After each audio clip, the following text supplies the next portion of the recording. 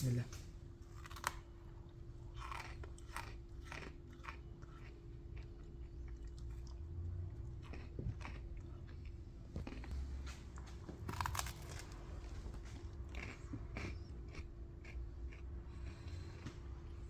Allah.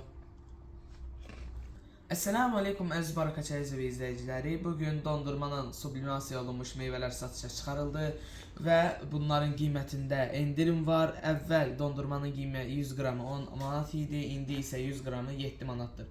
Və sublimasiya olunmuş meyvələrdə də endirim var. 100 qramı 6 manatdır. İndi isə dadına baxacağıq və əvvəlki xırçılısı varmı, qalıbmı, yoxsa qalmayıbmı ona baxacağıq.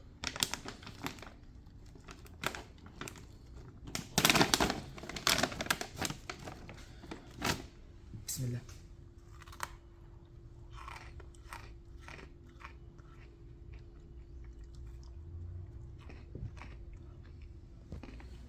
Qalıb super. Həmişəki kimi. İndi isə sublimasiya meyvəyə baxacağıq.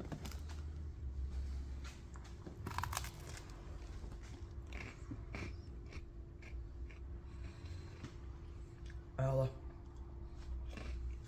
Gəlin alın, nuş edin.